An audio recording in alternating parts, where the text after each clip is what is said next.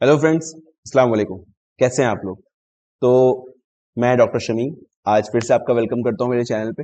और आज हम लोग अपनी BEE की वन शॉट सीरीज का आखिरी लेक्चर कंप्लीट करेंगे। ठीक है, अभी तक मैंने 3 वीडियोस अपलोड किए, यूनिट 3, यूनिट 4, यूनिट 5 के लिए। उसके बाद ये लास्ट लेक्चर है वन शॉट्स का 6 यूनिट का। ठीक है, 6 यूनिट सबसे छोटी यूनिट है, छोटी भी नहीं कहेंगे लेकिन आसान है बाकी यूनिट्स के मुकाबले में। 6 यूनिट में ज़्यादातर हमारे पास थ्योरेटिकल पार्ट है, बल्कि मैं क्लास में ज़्यादातर पढ़ाता भी नहीं हूँ, लोगों को सिर्फ नोट्स दे देता हूँ इसके। लेकिन फिर भी हम लोग यहाँ एक शॉर्ट समरी इसकी रखेंगे। उसके बाद जैसा कि मैंने अपने शॉर्ट में अनाउंस किया था कि वन शॉट्स के अलावा भी paper strategy and previous year questions के सॉल्यूशन भी हम लोग करेंगे। तो अब इसके बाद जो वीडियो आएगा उसमें हम लोग पेपर एनालिसिस और एग्जाम स्ट्रेटेजी को डिस्कस करेंगे। और इसके बाद फिर एक और वीडियो में हम लोग प्रीवियस 3 इयर्स के क्वेश्चन पेपर्स पूरे सॉल्व करेंगे जितने उसमें न्यूमेरिकल हैं। और थ्योरेटिकल वालों में बस ये है कि कितना लिखना है ये डिस्कस कर लेंगे, क्या लिखना है। लेकिन न्यूमेरिकल जो है वो सारे के सारे हम लोग सॉल्व करेंगे उसके बाद वाली वीडियो में। तो कल या परसों तक वो वाला वीडियो भी आ जाएगा मोस्ट प्रोबेबली। और जो सेकंड वीडियो है एग्जाम एनालिसिस वाला वो या तो आ चुका होगा या आने वाला होगा। ठीक है, तो चलो स्टार्ट करते हैं ये वाला यूनिट। चलो, तो फर्स्ट जो इसमें लेक्चर तो इसमें फर्स्ट जो हमारे पास टॉपिक है that is concept of resistance. तो रेजिस्टेंस क्या होता है? रेजिस्टेंस जो किसी चीज को रोके या किसी चीज का अपोज करता हो, है ना। जैसे इन जनरल, जैसे आपने मनी हाइस्ट का गाना सुना होगा, बेला चाओ। तो वो जो गाना है एक्चुअली वो इटालियन रेजिस्टेंस का सॉन्ग था, है ना। कि इटालियन रेजिस्टेंस मतलब जो उस वक्त की जो हुकूमत थी जो ऑप्रेस कर रही थी लोगों को, उसके खिलाफ जो लड़ने वाले लोग थे उनको रेजिस्टेंस कहते हैं। और भी बहुत सारी जगह आपने देखा होगा कि भाई रेजिस्टेंस फोर्सेज है। रेजिस्टेंस फोर्सेज मतलब जो अपोज कर रही है चीज। तो वैसे ही यहाँ पे हमारा ये रेजिस्टेंस क्या, इलेक्ट्रिक रेजिस्टेंस है। तो ये किसको अपोज करेगा? फ्लो ऑफ करंट को, क्योंकि इलेक्ट्रिक सर्किट में क्या फ्लो होता है? करंट फ्लो होता है ना। मैग्नेटिक सर्किट में फ्लक्स फ्लो होता था। तो करंट के फ्लो को अपोज करने की जो नेचर होता है किसी मटेरियल का, तो मटेरियल के उस नेचर को तो हम लोग रेजिस्टिविटी कहते हैं, और किसी डिवाइस के नेचर को हम लोग रेजिस्टेंस कहते हैं। रेजिस्टेंस और रेजिस्टिविटी में यही फर्क होता है कि रेजिस्टिविटी जो होती है वो मटेरियल की होती है, तो वो पर मीटर मतलब मीटर के हिसाब से होती है ना, इतने मीटर में होगा। और रेजिस्टेंस जो है वो किसी डिवाइस का स्पेसिफिक है कि इतनी बड़ी वायर है तो इसका एक रेजिस्टेंस है। सही, ये वायर मेटल, जिस भी मेटल का होगा, लोहे का है, कॉपर का है, जिसका भी है, तो इस वायर का एक रेजिस्टेंस है। लेकिन वो जो मटेरियल है उसकी रेजिस्टिविटी है। तो रेजिस्टेंस रेजिस्टिविटी पे डिपेंड करता है। ठीक है, समझ में आई बात? तो रेजिस्टेंस का क्या है? It is use to resist the flow of current. जहां पे हमें करंट को के फ्लो को रेजिस्ट करना है तो वहां पे हम लोग अपने रेजिस्टेंस को लगाते हैं। ठीक है, आगे का सर्किट है उसमें हमें कम करंट चाहिए तो हम लोग यहाँ पर रेजिस्टेंस लगा देंगे। वोल्टेज को हमें ड्रॉप कराना है तो हम लोग लगाते हैं। Denoted by R and units is ohm. Material with large number of free electron offer low resistance to flow of electric current. और जिनके पास कम होगा, है ना, जिन फ्लो ऑफ करंट क्या है? Flow of charge. चार्ज क्या है हमारे पास? इलेक्ट्रॉन। तो जिनके पास ज्यादा फ्री इलेक्ट्रॉन्स होंगे मटेरियल के पास, वो हमारे कम रेजिस्टेंस वाले मटेरियल्स होंगे, उसमें इजीली कंडक्ट हो जाएगा हमारा करंट। ठीक है, और जिन और जिन मटेरियल के पास फ्री इलेक्ट्रॉन्स कम होंगे तो वहां पे हमारा रेजिस्टेंस बढ़ जाएगा, करंट आसानी से फ्लो नहीं हो पाएगी। ठीक है, तो वो भी लिखा है कि लो रेजिस्टेंस मटेरियल कौन से? जितने हमारे मेटल्स होते हैं ज्यादातर सब लो रेजिस्टेंस मटेरियल होते हैं, है ना। जैसे सिल्वर है, गोल्ड है, कॉपर है। उसके अलावा हाई रेजिस्टेंस मटेरियल जिसमें बहुत ही कम मतलब फ्री इलेक्ट्रॉन्स होते हैं हमारे पास, तो वो ट्रेवल नहीं कर पाते, या तो होते ही नहीं है या बहुत कम होते हैं। इसकी वजह से करंट उसमें आसानी से पास नहीं हो पाता। जैसे हमारे पास रबर है, ग्लास है, वुड है, पेपर है। सही है। फिर कुछ होते हैं उसमें सेमीकंडक्टर मटेरियल। सेमीकंडक्टर मटेरियल क्या होते हैं? उसमें उनके पास होते हैं फ्री इलेक्ट्रॉन लेकिन बहुत थोड़े से होते हैं। ठीक है, तो उसमें करंट थोड़ा सा फ्लो करता है, या कभी टेम्परेचर ने बढ़ा दिया तो और फ्री इलेक्ट्रॉन्स मिल जाएंगे तो और ज्यादा तरीके से फ्लो करने लगेगा। सेमीकंडक्टर का अपना पूरा यूज है, एप्लीकेशन है, पूरी इलेक्ट्रॉनिक्स ब्रांच सेमीकंडक्टर के ऊपर चल रही है। सही है, तो चलो, फैक्टर अफेक्टिंग द रेजिस्टेंस। किन किन चीजों से किसी भी मटेरियल का रेजिस्टेंस या किसी भी डिवाइस का रेजिस्टेंस अफेक्ट हो सकता है? तो पहली चीज length of material, R equals to rho L upon A होता है। कोई भी अगर हमारे पास वायर है उसका रेजिस्टेंस हमें पता करना है तो हम जो उस मटेरियल की रेजिस्टिविटी है उससे मल्टीप्लाई करेंगे, और जितना लेंथ होगा, जितनी ज्यादा लेंथ होगी उतना ज्यादा रेजिस्टेंस होगा। ऑब्वियस सी बात है भाई, वायर में से हमारी करंट फ्लो कर रही है, तो जब तक इस वायर में से करंट फ्लो करती रहेगी तब तक मतलब जितनी दूर तक ये जाएगी करंट, उतनी दूर तक हमारे पास इसमें रेजिस्टेंस मिलेगा। तो इसलिए जितना लंबा होगा वायर हमारा उतना ज्यादा रेजिस्टेंस होगा। और एरिया ऑफ क्रॉस सेक्शन के जस्ट अपोजिट होती है, इनवर्सली प्रोपोर्शनल होता है। जो हमारा जितना मोटा होगा वायर उतना ज्यादा करंट फ्लो करेगा और उतना कम उसका रेजिस्टेंस होगा। देखा होगा आप लोगों ने कि अगर ज्यादा करंट फ्लो करानी होती है तो हमें मोटा वायर लगाना होता है। घर में भी जो ज्यादा एम्पियर के स्विचेस होते हैं, 16 एम्पियर का प्लग है या 5 एम्पियर का प्लग है, तो 5 एम्पियर का प्लग छोटा होता है और 16 एम्पियर का प्लग जो होता है वो बड़ा होता है, क्योंकि अब उसको एरिया ज्यादा चाहिए जिससे कि इजीली करंट जो है कंडक्ट हो पाए। ठीक है, क्योंकि वो इलेक्ट्रॉन से एक टाइम में जितना rate of flow of electron rate of flow of charge होता है करंट, तो इसीलिए चार्ज जो है वो जब एरिया ज्यादा होगा तो इजीली फ्लो करेगा, तो रेजिस्टेंस कम होगा। एरिया कम होगा तो उतना ही चार्ज को जाना है, तो धक्का मुक्की ज्यादा होगी तो रेजिस्टेंस बढ़ जाएगा हमारा। ठीक है, A material's resistivity is a measure of how strongly it opposes the flow of current. Its unit is ohm meter. ये अगर exactly define resistivity आता है तो ये resistivity की definition है, ये हमारी resistance की definition। क्लियर है, ये definitions आ जाती हैं एग्जाम में 3 मार्क्स की। ठीक है, उसके बाद effect of temperature on resistance of materials। ठीक है, तो ये आपके एग्जाम का टॉपिक है, मतलब सिलेबस का टॉपिक है। तो इसमें 3 केसेस है हमारे पास, इंसुलेटर, मेटल और सेमीकंडक्टर। सही है, तो इंसुलेटर के केस में क्या है, और ये जो है हमारा ये सबका कंबाइंड ग्राफ। टेम्परेचर में क्या होगा, इंसुलेटर में हमारे पास फ्री इलेक्ट्रॉन पहले से होते नहीं है, लेकिन जैसे जैसे हम उसको गर्म करेंगे वैसे वैसे क्या होगा, अच्छा ये बात तो तुम लोग को पता होगी, जितने भी सॉलिड्स हैं उसमें एटम्स होते हैं, और एटम्स जो है अपनी जगह पर वाइब्रेट कर रहे होते हैं। लैटिस जो होता है, केमिस्ट्री में आपने पढ़ा होगा लैटिस स्ट्रक्चर, तो लैटिस में जो एटम्स होते हैं वो अपनी जगह पे वाइब्रेट कर रहे होते हैं, और इनके वाइब्रेशन जो है वो डिपेंड करता है कि बाहर से एनर्जी कितनी आ रही है। ठीक है, तो जितना ज्यादा टेम्परेचर होगा उतने ज्यादा वाइब्रेशन होंगे, और जब वाइब्रेशन ज्यादा होगा तो क्या होगा, बॉन्ड्स ब्रेक हो जाते हैं, है ना। जैसे कोई चीज आपस में बंधी हुई है और आप उसको ऐसे ऐसे करते रहिए, उसको हिलाते रहिए, बार बार बार बार आगे पीछे उसके करेंगे तो क्या होगा, एक टाइम आएगा वो टूट जाएगा, है ना।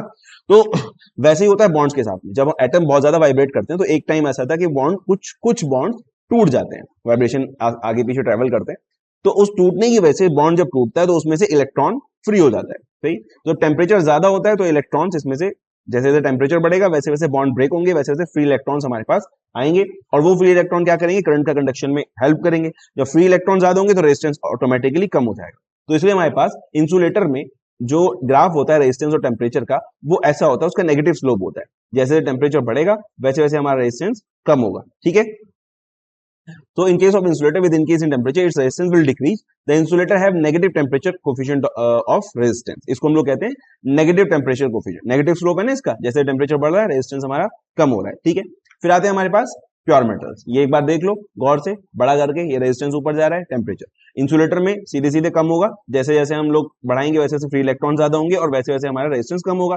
जो मेटल होते हैं प्योर मेटल, उसमें ऑलरेडी रेजिस्टेंस, मतलब ऑलरेडी उसमें फ्री इलेक्ट्रॉन बहुत ज्यादा क्वांटिटी में हमारे पास होते हैं ऑलरेडी। ठीक है, तो अब क्या होता है, ये फ्री इलेक्ट्रॉन जब चल रहे होते हैं, जब कोई हमने वोल्टेज अप्लाई नहीं कर रखा, ठीक है, हमने अगर कोई वोल्टेज अप्लाई नहीं किया है तो इलेक्ट्रॉन फिर भी मूवमेंट करता रहता है। इलेक्ट्रॉन कभी रेस्ट नहीं करता, सही है, वो हमेशा जो फ्री इलेक्ट्रॉन है वो भी रैंडम मूवमेंट करता है, कभी इधर जाएगा, कभी इधर जाएगा, कभी उधर टक्कर मारेगा, कभी उधर टक्कर मारेगा, लेकिन ये सारे का सारे इलास्टिक जो है वो कोलिजन्स होते हैं, तो एनर्जी वहीं पे कंजर्व रहती है, कोई प्रॉब्लम नहीं होती।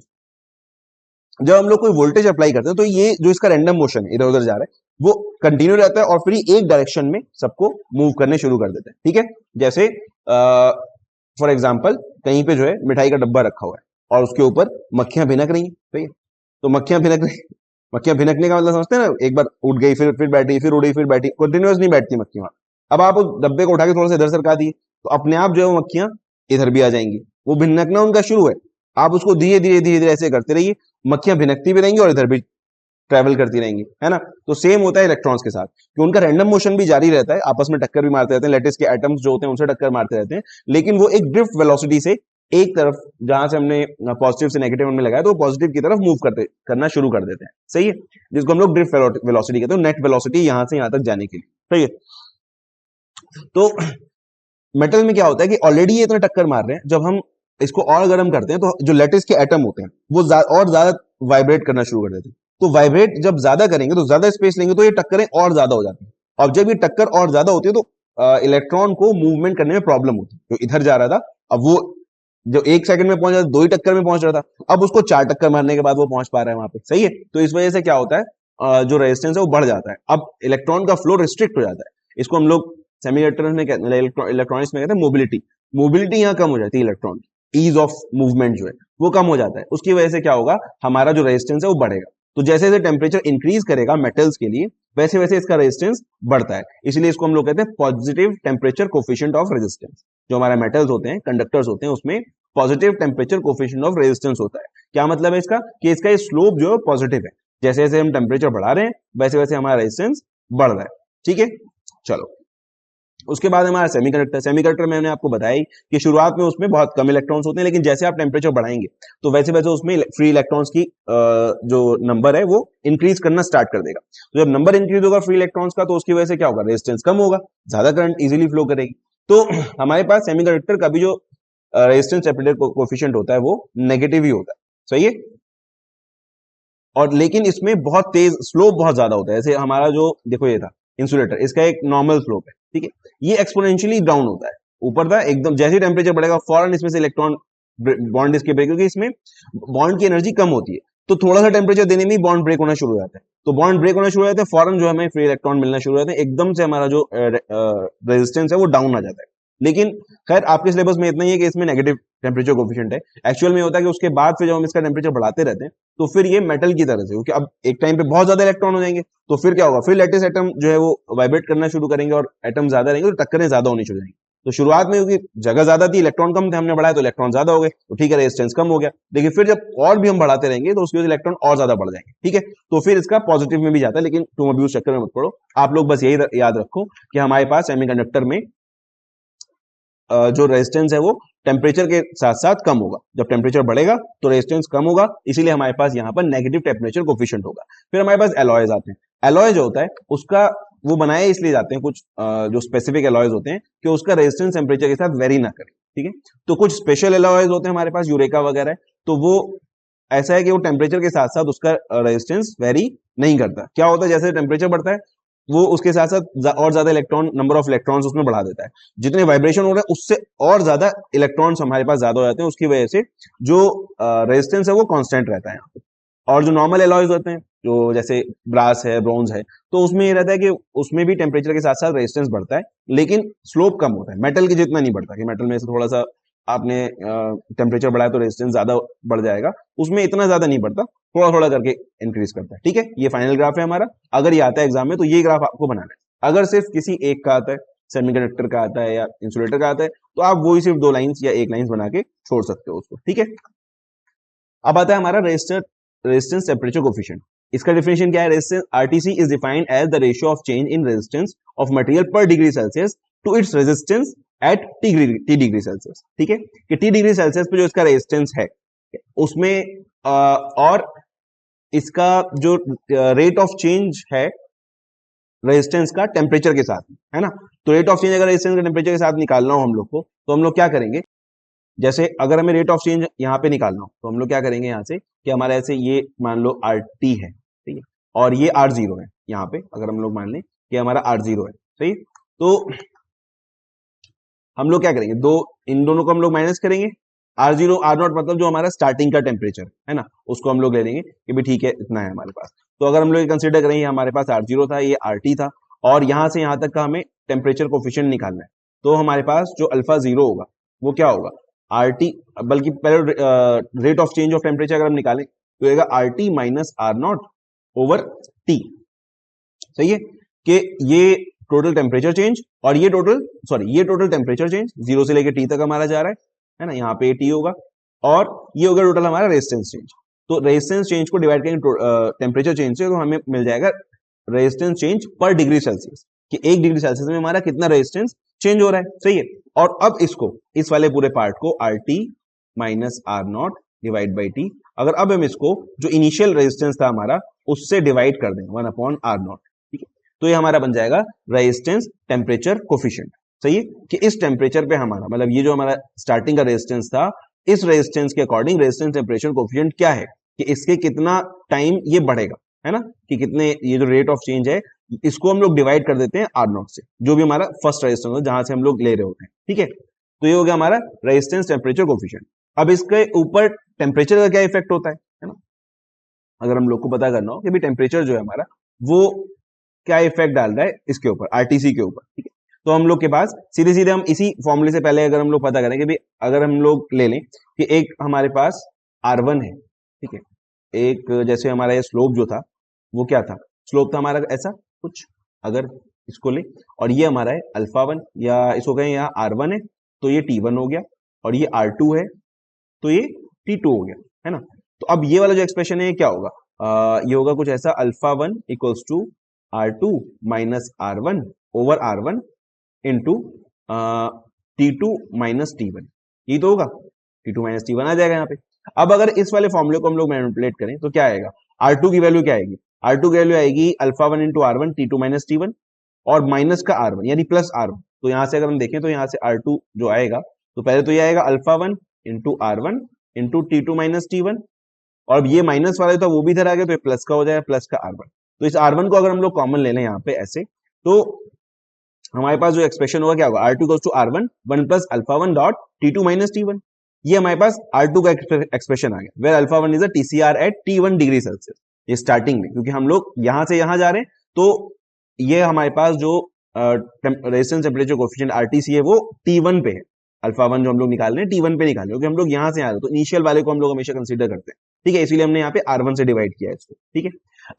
अब अगर हमारा ये जो रेजिस्टेंस है, अब ये जो स्लोप है हमारा मटेरियल है, उसको अगर हम लोग वापस से ठंडा करें, अभी तो हमने इसको गर्म किया था, अब अगर हम इसको वापस से ठंडा करें या फिर हम ये सोचें कि अब हमारे पास R2 पे है, T2 पे हमारा मटेरियल और हम इसको T1 पे लेके जा रहे हैं, तो हमारे लिए T2 का जो रेजिस्टेंस टेम्परेचर कोएफिशिएंट होगा, RTC होगा T2 पे, वो क्या होगा, तो उसको फाइंड आउट करने के लिए फिर हम लोग इसी वाले फॉर्मूले को अगर जस्ट रिवर्स कर दें, यहाँ अल्फा 1 की जगह अल्फा 2 आ जाएगा और R2 की जगह R1 आ जाएगा, R1 की जगह R2 आ जाएगा, T2 की जगह T1 हो जाएगा, T1 की जगह T2 हो जाएगा, जस्ट रिप्लेस हो जाएगा, है ना, क्योंकि हम लोग पहले यहां से यहां जा रहे थे, अब यहां से यहां जा रहे हैं, तो ये जो फॉर्मूला है जस्ट उल्टा हो जाएगा इसका। तो यहां से आएगा हमारे पास R1 equals to R2 into 1 plus alpha 2, अब T1 माइनस T2 हो जाएगा, क्योंकि अब जो हमारा T1 वो फाइनल टेम्परेचर, सही है।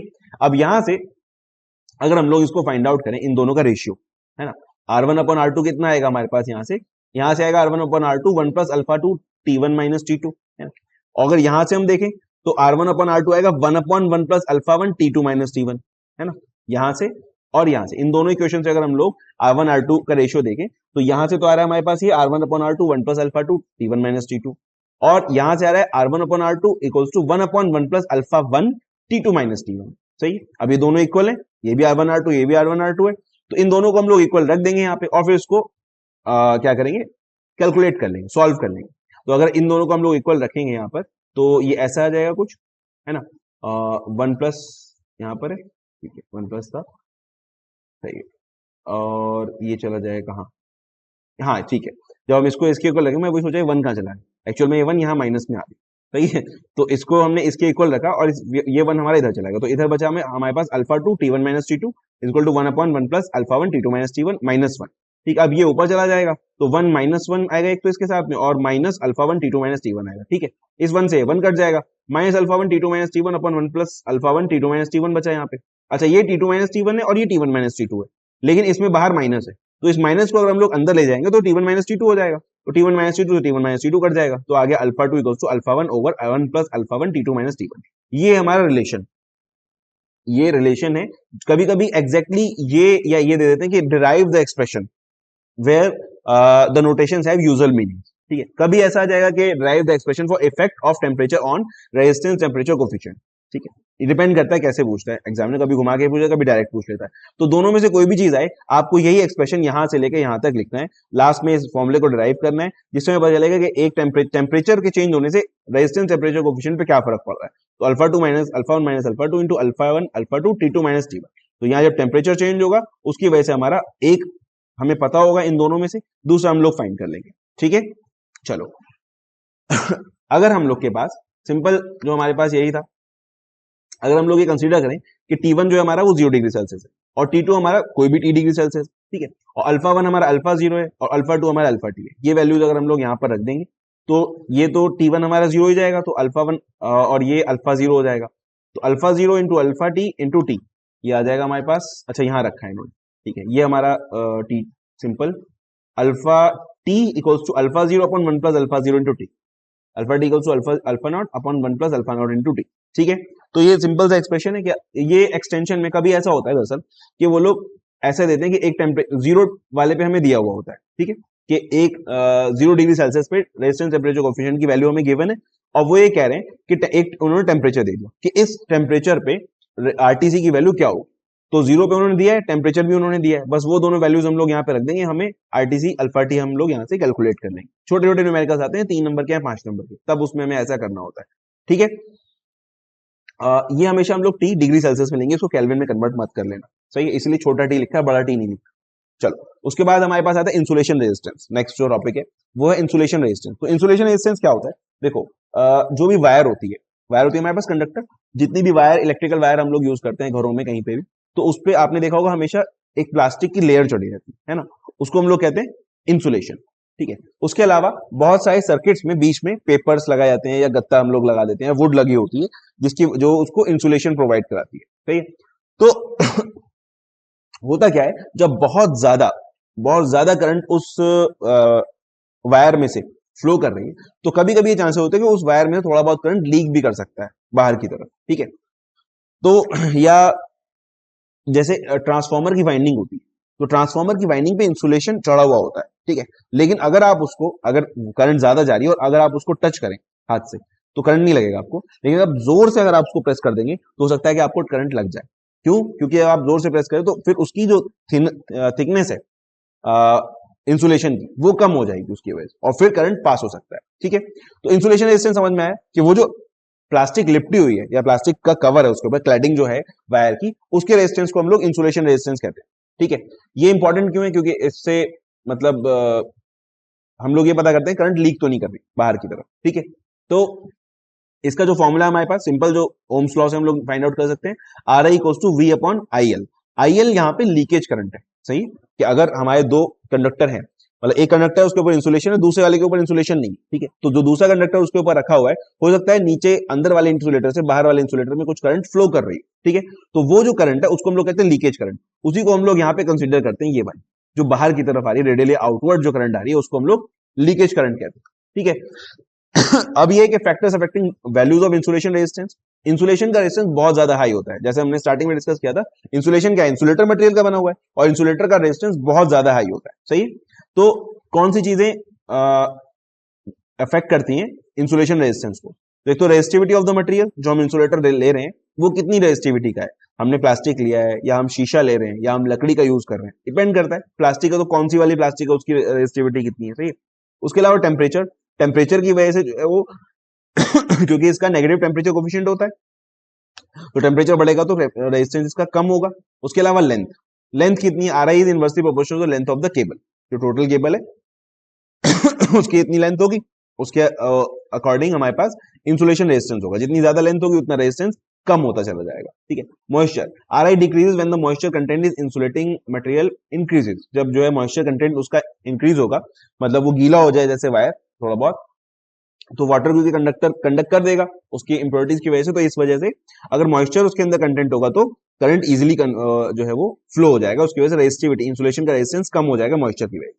ठीक है, तो ये चार फैक्टर्स हमें लिख के आना है उसमें। उसके अलावा फिर डेरिवेशन ऑफ इंसुलेशन रेजिस्टेंस, ये एक बार आया है सिर्फ 3 बार के उसमें। ठीक है, कि इंसुलेशन रेजिस्टेंस को ड्राइव करने के लिए कह दिया। तो इसमें सिंपल हमें ये बना, देखो ये क्रॉस सेक्शन है, यहां से हमारा ये अंदर वायर है जो मेटल का है। ठीक है, नॉर्मली अगर हम देखें तो हम लोग करंट कहां से कहां फ्लो करा रहे हैं? अंदर से बाहर की तरफ, मतलब अंदर से बाहर की तरफ करंट आ रही हो, क्योंकि वायर है ना वो, या फिर बाहर से अंदर की तरफ जा रही हो, कहीं भी जा रही हो। जो मेन करंट है वो अंदर से बाहर की तरफ जा रही है, बाहर से अंदर की तरफ जा रही होगी। लेकिन जो लीकेज करंट है वो रेडियली आउटवर्ड जा रही है, R2 की डायरेक्शन। ठीक है, तो हमें इधर की इस वाली डायरेक्शन को कंसिडर करके करंट की वैल्यू कैलकुलेट करनी है, या रेजिस्टेंस की वैल्यू कैलकुलेट करनी कह सकते हैं। तो ये हमारा R1 है जो मेटल का डाया है, तो ये पूरा मेटल का पार्ट है।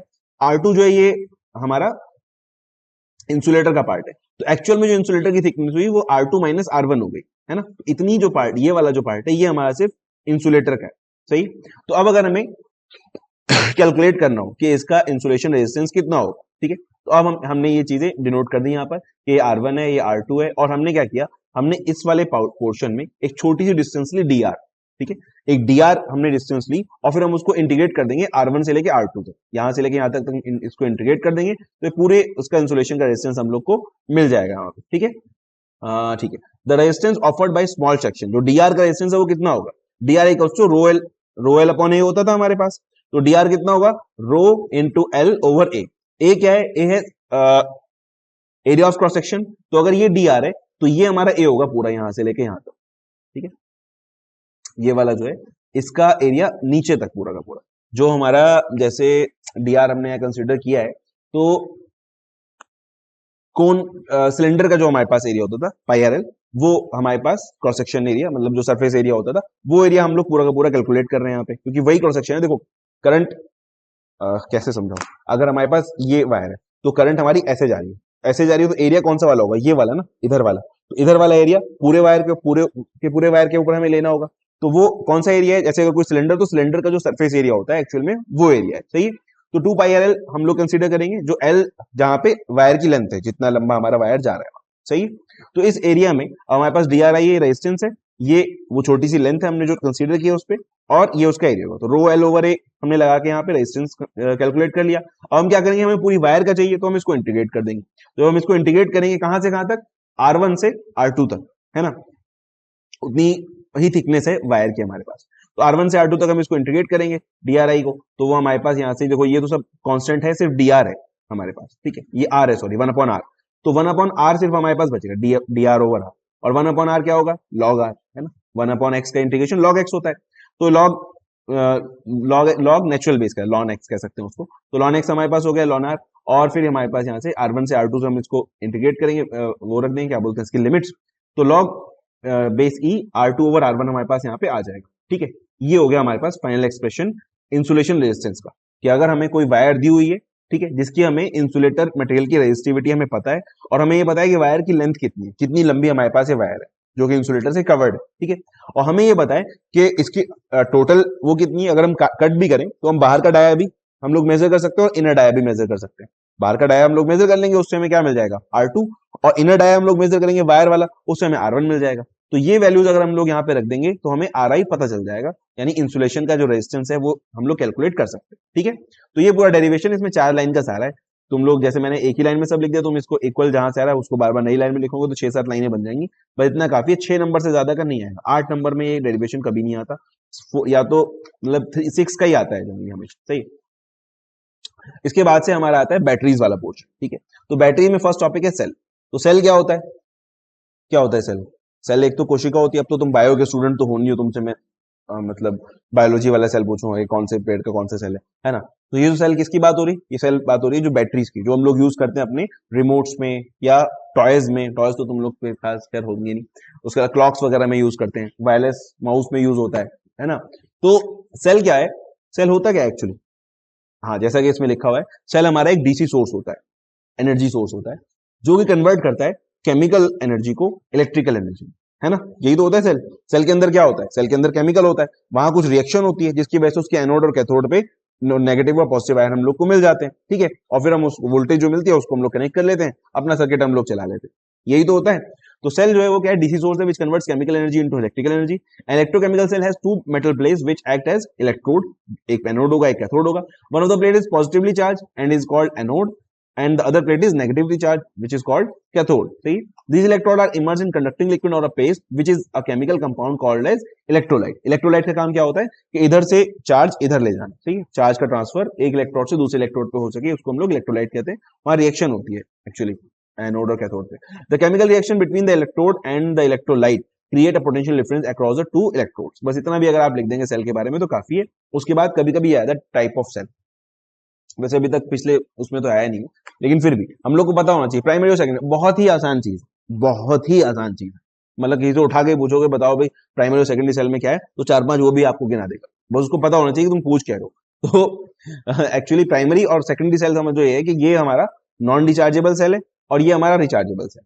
बस अब तुम किसी से पूछोगे भाई नॉन डिचार्ज और रिचार्जेबल सेल में क्या फर्क होता है, तो वो तुम्हें क्या बताएगा, वो ये बताएगा भाई वो एक बार यूज होता है, इसको आप बार बार यूज कर सकते हैं, है ना। वो ये कहेगा कि इसका जो केमिकल चेंज है वो इरिवर्सिबल है, इसका केमिकल चेंज रिवर्सिबल है ना। उसके अलावा ये कहेगा भाई सेल जो है वो तो छोटी छोटी चीजों में लगता है और बैटरी बड़ी बड़ी चीजों में भी लग जाती है ना, इन्वर्टर में भी लगती है, कार में भी लगती है, ट्रक में भी लगती है, अब तो एरोप्लेन में भी लग रही है और काय में लगाओगे, है ना।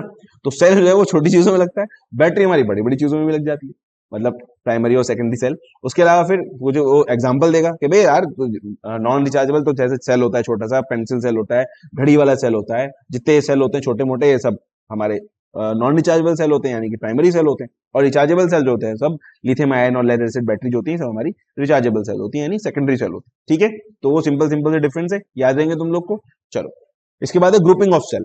ग्रुपिंग ऑफ सेल यानी या इसको कहते हैं कॉम्बिनेशन ऑफ सेल्स। तो कॉम्बिनेशन का क्या मतलब है कि हम इसको सीरीज में कॉम्बाइन कर रहे हैं या पैरेलल में कंबाइन कर रहे हैं। अब इतना चलो खैर हो सकता है अभी सेकंड ईयर में आप लोग, फर्स्ट ईयर में तो शायद आपको ना भी पता हो।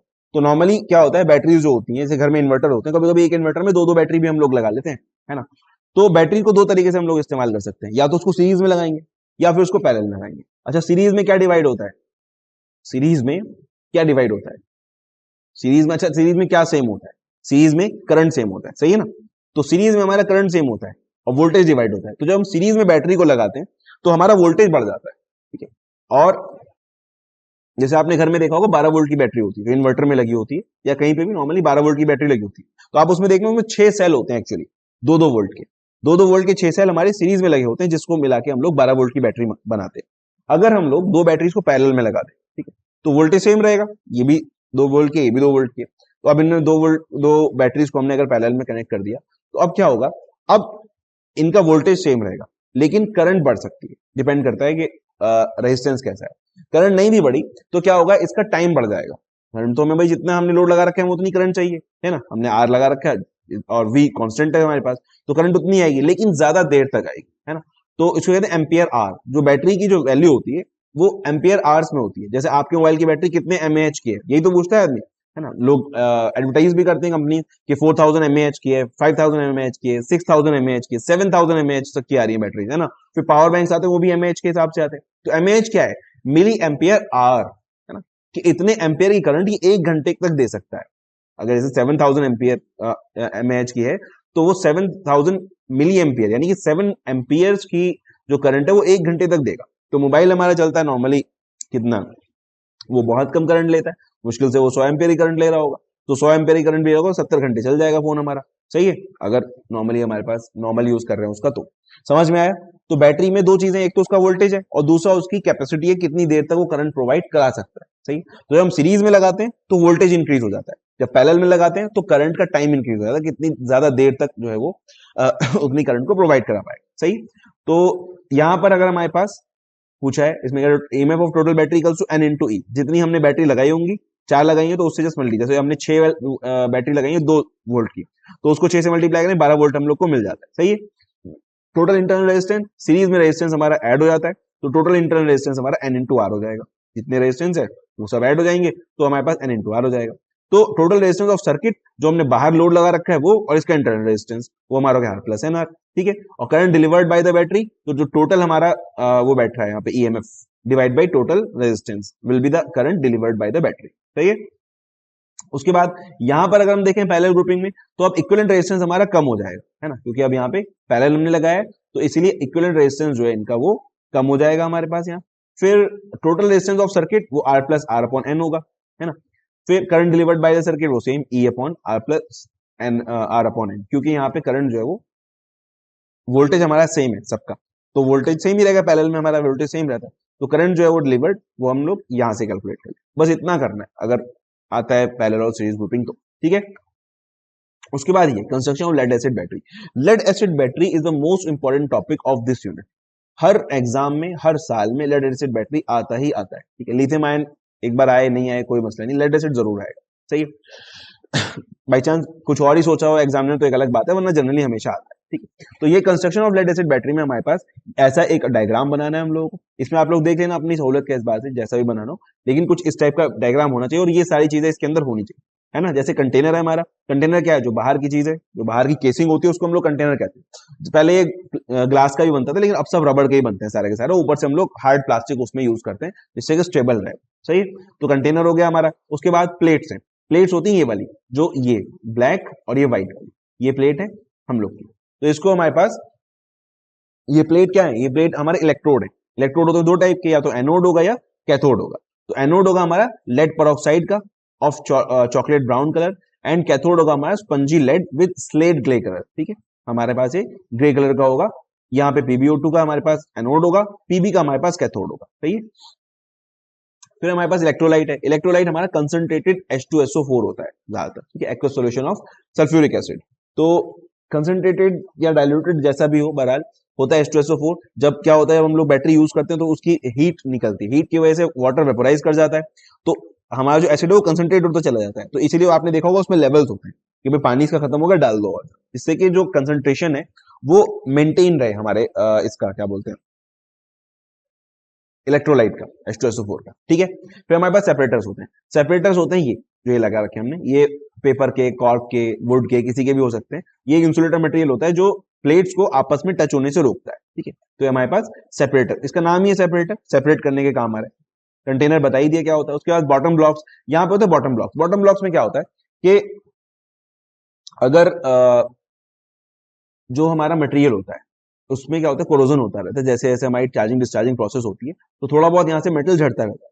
तो वो सब जो चीजें पार्टिकल्स यहाँ से गिरती हैं तो वो दूसरी प्लेट से जाके ना टकराएं या शॉर्ट सर्किट ना कर दो, तो हमारे पास ये बॉटम ब्लॉक्स होते हैं। इनमें आके वो अट्रैक्ट हो जाते हैं, अटक जाते हैं, यहाँ पे ये भर जाते हैं। तो उसकी वजह से जो हमारे एक्स्ट्रा रेजिडुअल पार्टिकल्स होते हैं वो प्लेट्स को डिस्टर्ब नहीं करते, ठीक है।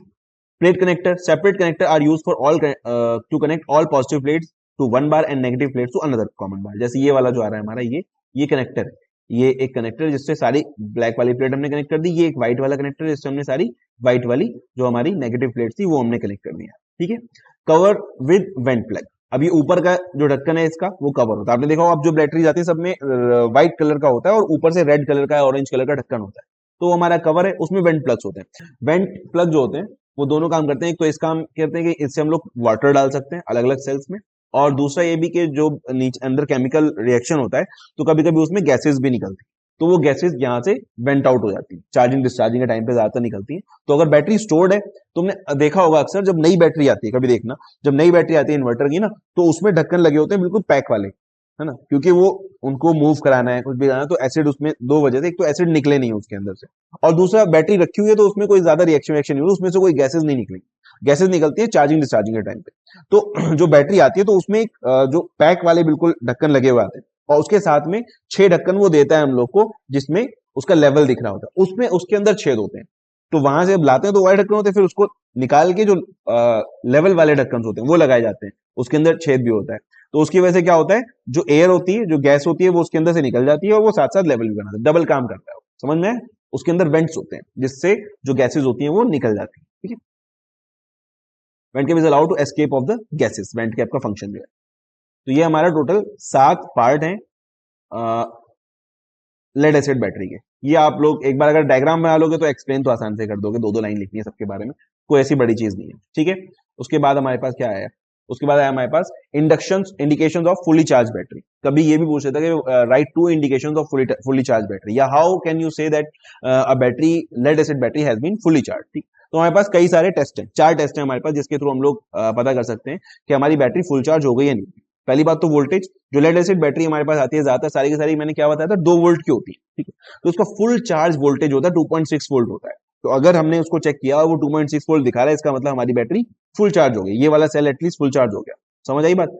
और फिर स्पेसिफिक ग्रेविटी, स्पेसिफिक ग्रेविटी होती है इलेक्ट्रोलाइट की। स्पेसिफिक ग्रेविटी कहते हैं ratio of mass from water, कि अगर हमारा जो लिक्विड है वो वाटर से हल्का है या भारी है। अगर उसकी स्पेसिफिक ग्रेविटी 1 से ज्यादा है, इसका मतलब वाटर से भारी है, ठीक है। और अगर उसकी स्पेसिफिक ग्रेविटी 1 से कम है, इसका मतलब वाटर से हल्का है, ठीक है। वाटर के मास से डिवाइड करें, वाटर का मास 1 लीटर में 1 केजी होता है ना। तो अगर इसका मास 1 लीटर में, वेट इसका 1 केजी से ज्यादा है, इसका मतलब इसकी स्पेसिफिक ग्रेविटी ज्यादा है। जितनी ज्यादा होगा मतलब उसको डिवाइड कर देंगे उससे, वाटर के मास से 1 केजी से, उतना हम लोग को मिल जाएगा, ठीक है। यानी कि अगर जैसे हम लोग ये कह रहे हैं कि when fully charged the specific gravity of electrolyte will be approximately 1.21, यानी कि 1 लीटर इलेक्ट्रोलाइट में 1.21 kg का वेट होगा, सही है। और when the cell is fully discharged, जब पूरा ही डिस्चार्ज हो गया तो क्या होगा, ये 1.17 तक गिर जाएगा, ठीक है। तो इतना हमारे पास कम हो जाएगा। उसके अलावा फिर कलर ऑफ इलेक्ट्रोड, थर्ड चीज हमारे पास है, when the cell is fully charged the lead sulfate anode gets converted into lead peroxide। जो हमारा लेड एनोड होता है वो लेड सल्फेट का होता है, और जब चार्ज हो जाएगा कंप्लीट तो वो रिएक्शन करके सल्फेट वहां से हट जाता है, ऑक्सीजन आया था, तो PbO2 आया था, जो कि हमारा dark chocolate brown in colour होता है, ठीक है।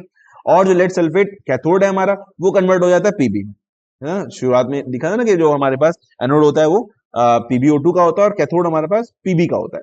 तो ये तब है जब चार्ज कंडीशन है, तो चार्ज कंडीशन में हमारे लेड सल्फेट कैथोड जो है वो कन्वर्ट हो जाएगा Pb में, लेड में, ठीक है, ग्रीन कलर। तो ये हमारा ग्रे होगा, कलर में ही ग्रे होगा। तो इसके कलर से हम लोग पता कर सकते हैं हमारी बैटरी फुल चार्ज हो गई है नहीं हो गई, ठीक है। इसके बाद गैसिंग है, जब हमारी बैटरी फुल चार्ज हो जाती है तो हाइड्रोजन और ऑक्सीजन गैस निकलती है कैथोड और एनोड से। कैथोड से हमारी हाइड्रोजन निकल रही होगी, एनोड से हमारे पास ऑक्सीजन जो है वो लिबरेट हो रही हो। तो इस गैस को निकलता हुआ देख के भी हम लोग कह सकते हैं कि हमारी बैटरी फुली चार्ज हो गई है। सही है। उसके बाद फिर maintenance of lead acid battery है, ये सब थ्योरी है, तुम लोग देख ही रहो, सब इतना तो पढ़ के कर ही लोगे। ठीक है। तो बैटरी शुड बी, इसमें मेंटेनेंस का क्या है कि भाई हमेशा रिचार्ज कर, नॉर्मल जो तुम लोग जानते हो वही कि भाई हमेशा जो है जैसे ही डिस्चार्ज हो फौरन उसको रिचार्ज कर देना चाहिए। इलेक्ट्रोलाइट का जो लेवल है वो चेक करते रहना चाहिए, जब अगर कम हो जाए तो उसमें दोबारा से वो डाल देना चाहिए, है ना, क्योंकि इवेपोरेशन की वजह से लॉस हो जाता है, तो जब कम हो जाए तो पानी उसमें दोबारा से हम लोग ऐड कर दें। फिर स्पेसिफिक ग्रेविटी ऑफ इलेक्ट्रोलाइट हमें चेक करते रहना चाहिए। Battery should not be left in the discharge condition, ये तो नॉर्मल पता ही होगा आप लोगों के, डिस्चार्ज करके बैटरी को ही रखना चाहिए। अगर फुली डिस्चार्ज करके बैटरी रख दी तो वो कुछ दिन पड़ेगी तो खराब ही हो जाएगी, इसलिए चार्ज करके रखना चाहिए बैटरी को हमेशा, है ना। उसके बाद फिर discharge battery should be protected from low temperature, prevent electrolyte from freezing, कि इतना कम मतलब कम टेम्परेचर है कि इलेक्ट्रोलाइट फ्रीज ना हो जाए, एक बार फ्रीज हो गया तो फिर प्रॉब्लम होगी, वो चल भी नहीं पाएगा। ठीक है। Battery should not B overcharge, overcharge भी नहीं करनी चाहिए, वरना उसकी वजह से क्या होगा, स्ट्रक्चर जो है वो मतलब जब ओवरचार्ज होगी बहुत ज्यादा तो गर्मी ज्यादा निकलेगी, गैसेस निकल रही है उसमें, हाइड्रोजन ऑक्सीजन सब निकल रहा है, तो उसकी वजह से बॉडी कमजोर हो जाती है, प्रेशर ज्यादा हो जाता है। अब battery like lead acid battery contain sulphuric acid, H2SO4 है, कंसंट्रेटेड है, हाथ पे लग गया तो हाथ जल जाए, आंख पे लग गया तो आंख तो चली गई, तो इसलिए बहुत एहतियात से उसको रखना चाहिए, उसके ढक्कन वगैरह टाइट रखने चाहिए, और बच्चों को तो बिल्कुल पास में नहीं जाने देना चाहिए। सही है। इसके अलावा अब battery should B charge in well ventilated area, क्योंकि जब चार्जिंग और डिस्चार्जिंग मैंने बताया था गैसेस निकलती हैं उसमें, तो एक अच्छा वेंटिलेशन एरिया में होना चाहिए। अगर आपने उसको बंद कमरे में रख दिया तो आपको खुद एहसास होगा, बदबू आती है उसमें से खुद ही, तो समझ में आता है कि हाँ मतलब कुछ हो रहा है ना, तो उससे बचाना चाहिए। उसके अलावा the terminal of the battery should not be kept clean to avoid corrosion, ठीक है, कोरोजन हमारे वो होना चाहिए। इसके अलावा आपस में शॉर्ट नहीं करना चाहिए। A battery should be overcharge after every 3 or 4 months to wipe out the traces of impurities on electrolyte plates, ठीक है। 3-4 महीने बाद कहते हैं उसको एक बार थोड़ा अच्छे से ओवरचार्ज करना चाहिए, तो जितना भी मतलब थोड़ा बहुत रेजिड्यू जम भी गया है इलेक्ट्रोड्स में वो खत्म हो जाए। हमेशा ओवरचार्ज नहीं करना है, 3-4 महीने में एक बार कर देना चाहिए। ठीक है। चलो फिर प्रिकॉशंस हैं, प्रिकॉशंस में यही सब चीजें कि जब भी उसको छुओ तो ग्लव्स पहन लो, है ना, तुम्हारे कहीं लग ना जाए, कुछ ना हो जाए। उसके अलावा recharge well ventilated area, never overcharge, never attempt short circuit है बैटरी, कभी बैटरी को शॉर्ट सर्किट आग लग जाएगी वरना तो तुम्हारा ही काम खराब हो जाएगा, समझो। उसके अलावा जो फिजिकली डैमेज बैटरी है उसको यूज नहीं करना चाहिए, वरना उसकी वजह से उधर इलेक्ट्रोलाइट से करंट आके तुम्हें करंट लग जाए या अंदर से वो कुछ और खराब कर दे। उसके अलावा और कोई मेटल ऑब्जेक्ट उसके टर्मिनल के पास नहीं रखना चाहिए जिसकी वजह से वो शॉर्ट सर्किट हो जाए। ठीक है। उसके अलावा मेटल बैंगल वगैरह कोई लॉकेट वगैरह पहन के बैटरी के पास नहीं आना चाहिए, कभी उससे करंट लग जाए। ठीक है। उसके अलावा बस यही सब चीजें छोटी छोटी। ठीक है। फिर है method of charging and storage of batteries. तो चार्जिंग क्या है, हमारे पास दो तरीके से होती है। एक तो है कांस्टेंट वोल्टेज चार्जिंग, ये यूनिवर्सल है, मतलब मोस्टली ये यूज होती है, कांस्टेंट वोल्टेज चार्जिंग हमारी यूज होती है। तो उसमें क्या होता है कि हमने जैसे 5 वोल्ट का सेल है तो उसको 6 वोल्ट से हम लोग चार्ज कर रहे हैं, तो वो होते होते 5.5-6 जहां तक आता है 5.6 तक वो मैक्सिमम वहां पे पहुंच जाएगा। The batteries are connected in parallel, parallel में बैटरीज को कनेक्ट, अगर हमें 2-3 बैटरी कनेक्ट करनी है तो हम लोग डायरेक्ट उसको पैरेलल में कनेक्ट करेंगे और वो कांस्टेंट वोल्टेज से चार्ज हो जाएगा। जैसे आपने देखा होगा कोई कोई कोई चार्जर आता है इसमें दो डेटा केबल लगाने की का ऑप्शन रहता है, तो एक चार्जर में 2 स्लॉट होते हैं यूएसबी के, उन दोनों में अगर आप लगा देंगे तो दोनों से सेम वोल्टेज आएगी और बैटरी चार्ज हो जाएगी। लेकिन अगर एक लगा होगा तो ज्यादा करंट मतलब जल्दी चार्ज हो जाएगा, दो लगे होंगे तो थोड़ा देर से चार्ज होगा, बस इतना है। इसमें एक charging time is almost reduce to half, capacity is increase by 20%, मतलब इसका जो ये रिजल्ट देखा गया normally, but efficiency is reduce by 10%। मतलब जितना हम लोग पावर हमें ज्यादा देनी पड़ेगी बैटरी को उतना चार्ज करने के लिए, जितना कि हम नॉर्मल कांस्टेंट करंट चार्जिंग में हम लोग कर सकते हैं। इस मेथड में हम लोग क्या करते हैं कि बैटरी सारी हम लोग सीरीज में लगाते हैं कि एक चार्ज होगी तब दूसरी इस तरह से चार्ज होगी, तो चार्जिंग करंट हमारी कांस्टेंट रहती है through the charging period by reducing the resistance of the circuit as the battery voltage goes up. क्योंकि क्या होगा देखो, जो चार्जिंग करंट होती है वो किस पे डिपेंड करती है, वो डिपेंड करती है वोल्टेज के डिफरेंस पे, जितना ज्यादा वोल्टेज उतनी ज्यादा करंट जाएगी, तो इसलिए हमने यहाँ पर एक रेजिस्टेंस और लगा रखा होता है टोटल। तो हम लोग क्या करते हैं जैसे जैसे वोल्टेज बढ़ता जा रहा है, इसका मतलब वोल्टेज डिफरेंस कम हो रहा है, तो वोल्टेज डिफरेंस कम हो रहा है, हम यहाँ से रेजिस्टेंस कम करते रहते हैं जिससे कि हमारी जो करंट है वो कांस्टेंट बनी रहे। ठीक है। Usually employed for initial charging of lead acid batteries and for charging portable batteries in general. शुरुआत की चार्जिंग में हम लोग इनिशियल में हम लोग यूज कर लेते हैं इससे ज्यादा करंट एकदम से चली जाए और मतलब कांस्टेंट करंट चार्जिंग के लिए जल्दी से चार्ज हो जाए, बाकी फिर हम लोग नॉर्मली यही कांस्टेंट वोल्टेज चार्जिंग ही यूज करते हैं। ठीक है। Application of lead acid battery, application इसके पता ही है आप लोग, हर जगह तो यही यूज हो रही है ट्रक में, कार में, घरों में, इन्वर्टर में, हर जगह हमारी लेड एसिड बैटरी यूज होती है। यूपीएस में, इमरजेंसी लाइटिंग में, टेलीफोन एक्सचेंज में, जनरेटिंग स्टेशन में, सब स्टेशन में, प्रोटेक्टेड डिवाइस को ऑपरेट करने के लिए, ऑटोमोबाइल्स में स्टार्टिंग के लाइटिंग के लिए, है ना, हॉर्न जो बजता है वो बैटरी से बजता है। उसके अलावा फिर हमारा लिथियम आयन बैटरी। देखो लिथियम आयन बैटरी का भी कंस्ट्रक्शन कभी कभी आ जाता है, लेकिन उसको मैंने इस वीडियो में नहीं रखा क्योंकि बहुत ज्यादा इंपॉर्टेंट नहीं, उसका कंस्ट्रक्शन वगैरह उसका कभी कभी आता है। लेकिन अगर आप लोग चाहें तो पढ़ सकते हैं, मैं नोट्स में दे दूंगा, जो नोट्स हैं डिस्क्रिप्शन में उसमें लिथियम आयन बैटरी का भी दिया हुआ है, उसको भी आप लोग पढ़ सकते हैं, कोई ऐसा मसला नहीं। मैंने एक बैटरी यहाँ पे एक्सप्लेन कर ली, थ्योरी है, दूसरी तुम जाके पढ़ लो, कौन सी बड़ी बात है। एप्लीकेशन डिस्कस कर लेते, क्योंकि ये कभी कभी 2-3 मार्क्स में आया था, तो ये नहीं छूटना चाहिए। सही है। यूज लिथियम आयन बैटरी कहाँ यूज होती है? लिथियम आयन बैटरी होती है यूज इलेक्ट्रॉनिक डिवाइसेस में ज्यादातर। क्यों? क्योंकि इसकी एनर्जी डेंसिटी बहुत ज्यादा होती है, और ये ज्यादा मतलब लेड एसिड बैटरी से बहुत अच्छी होती है, लेकिन बहुत महंगी भी होती है, आपने देखा ही होगा। तो कुछ इलेक्ट्रिक व्हीकल्स में लेड एसिड बैटरी यूज होती है, इलेक्ट्रिक व्हीकल्स में भी यूज होती है। हाँ, हमारे ई रिक्शा वगैरह चलते हैं, उसमें सब में लेड एसिड बैटरी यूज हो रही होती है। लेकिन ज्यादातर जितनी भी ब्रांडेड कंपनी जैसे इलेक्ट्रिक स्कूटर बनाते हैं, इलेक्ट्रिक कार बनाते हैं, उन सब में लिथियम आयन बैटरी यूज होती है, क्योंकि ड्राई होती है। सही है। Mobile phone, laptop, camera, calculator, electric vehicles, toys, rechargeable flash lights use in aerospace application. ठीक है, तो इन सब में हमारे पास एरोस्पेस में मतलब प्लेन भी उड़ रहे हैं लिथियम आयन बैटरी से। एक आध प्लेन अभी आ गया मार्केट में जो बैटरी से चलता है। ठीक है। सच्ची का एरोप्लेन, वो खिलौने वाले नहीं कह रहा हूं मैं, सच में एरोप्लेन, 2-4 लोग उसमें बैठ के जा सकते हैं, बैटरी से ऑपरेट होता है, कोई मसला है। ठीक है। फिर ये इन दोनों का कंपैरिजन है। ठीक है, ये टेबल है, बहुत ज्यादा कोई बड़ी चीज नहीं है, स्पेसिफिक पावर है, एनर्जी डेंसिटी, देखो इसकी 5 से 100 है, इसकी 690 वाट पर मीटर क्यूब है। तो इस वजह से एनर्जी ज्यादा स्टोर कर पाता है, तो इसका पावर बैकअप ज्यादा रहता है, मतलब छोटे स्पेस में हम लोग बड़ी कैपेसिटी की बैटरी को यूटिलाइज कर सकते हैं। ठीक है। फिर इसका मेंटेनेंस है, इसका मेंटेनेंस लेड एसिड में तो चाहिए होता है, बार बार पानी डालना है, सफाई करनी है, कुछ ना कुछ करना है। इसमें नहीं, लिथियम आयन में कोई मेंटेनेंस नहीं। आपने आज तक कभी अपनी लैपटॉप की बैटरी, मोबाइल की बैटरी खोल के साफ करी है? नहीं करी ना, क्योंकि उसमें मेंटेनेंस है ही नहीं। तो वो लिथियम आयन वाली बैटरी है, लेड एसिड वाली बैटरी नहीं है। सही है। चलो, चार्जिंग हमारी स्लो एंड इनएफिशिएंट है, इसकी फास्ट चार्जिंग होती है। अब तो देखा फोन में कितनी फास्ट चार्जिंग आ रही है, 15 मिनट में फोन चार्ज। अभी तो कुछ दिन में ऐसा फोन आया, बस लगाओ चार्जर, निकालो, हो गया चार्ज। खैर, फाइनली अब ये हमारे पास जो फाइनल लास्ट टॉपिक है हमारे पास, जो 2019 में ऐड हुआ था, पहले नहीं था। तो उसमें ये ऐड किया इन लोगों ने कि भाई मीटर रीडिंग और जो पावर बिल्स हैं वो भी बच्चों को पढ़ने आने चाहिए।